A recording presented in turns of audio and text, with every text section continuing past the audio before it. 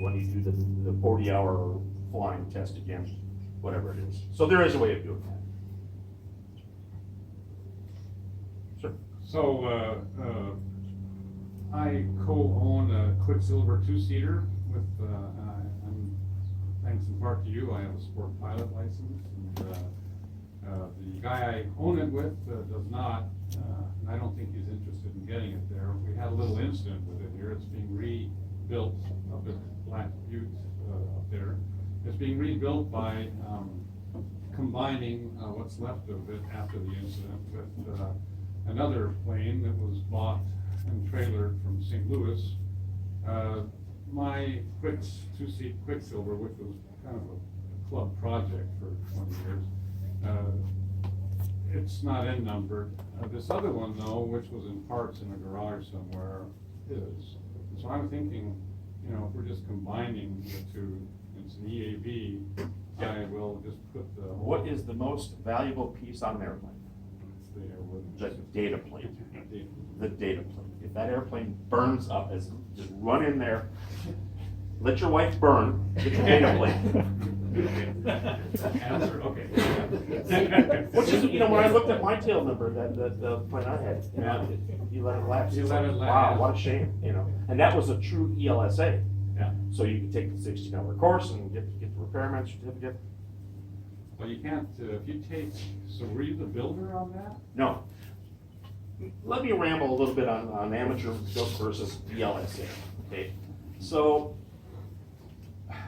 with amateur built, experimental amateur built, again, one of about 8 different types of experimentals, there was a couple of prerequisites. You could not register your plane experimental amateur built unless you could prove that somebody built at least 51% of that thing for the love of the sport. Again, you can't have it come out of some airplane factory. It had to be built by amateurs. If you can prove that, then the FAA will issue you an amateur built certificate, experimental amateur built. Now, it goes one step further. If you can prove that you personally did that 51% building, you are the only person on the face of this earth who can ever get the repairman certificate for the airplane. The FAA's idea is you built it, you're the expert in that airplane. Here, for the asking, they'll give you the repairman certificate. Okay? If you started the kit and you bought it and finished it, you know, you're the one who gets the repairman certificate. Now, you've got a choice. Once a year, you go back to him for the annual inspection, or you hire an A&P mechanic. But you can never, ever, ever get the repairman certificate. Now, when Sport Pilot came out, the Light Sport Aircraft, I should say, came out, they came up with this new ELSA, Experimental Light Sport Aircraft. Even though your amateur built is also a light sport aircraft, the airworthiness certificate on the ELSAs, let's call them, specifically says experimental for the purpose of light sport aircraft or something like that.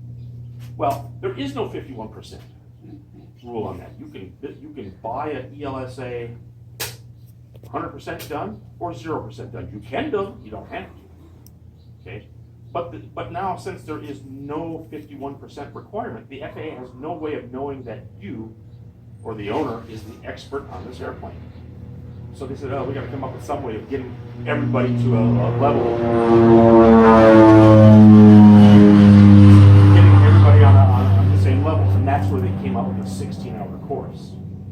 Okay, it's not that 16-hour course. Those of you who take that, I don't believe it's much into repairs as much as it is the legalities and here's what to inspect and yada yada yada. Right? I think that's what it is.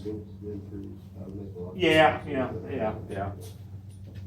Whatever. What's the difference between my Quicksilver, which may have been an amateur built, and yours, which is the ELSA? Paperwork.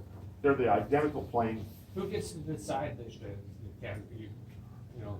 You would as the owner, which path you're gonna go down. All right? Again, let's just use Quicksilver as an example. If you want them to pre-build your airplane for you, or you want somebody here to build it for you, you can still be amateur built, but you won't get the repairman certificate. I see. You know, so I mean, you gotta kind of know which way you want to go. Now, legally, Quicksilver can sell you an ELSA right now today in kits and ship it to you because they've already produced an SLSA version. Well, that's one of the requirements of the FAA. If you want Experimental light sport aircraft Yep. versus special light sport aircraft, special. pre-built, more tightly controlled, and that's why it can be used for instruction and for hire and stuff like that. Oh, so if you're the repairman and you built it yourself, you're gonna be looked at differently if you wanted to teach with that? Well, typically you can't use an experimental for teaching, not a money Yeah, making venture. Never mind, I'll stop asking Yeah, questions. yeah, no, You're way over my head. Yeah, I know, I know, I understand. It doesn't affect me. So I'm curious, Falcon, you do Part 103 stuff?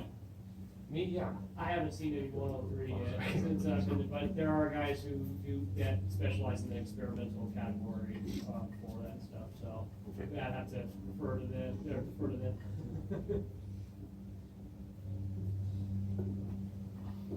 I mean, unfortunately, Sport Pilot kind of taken away the reason ultralight organizations existed for the most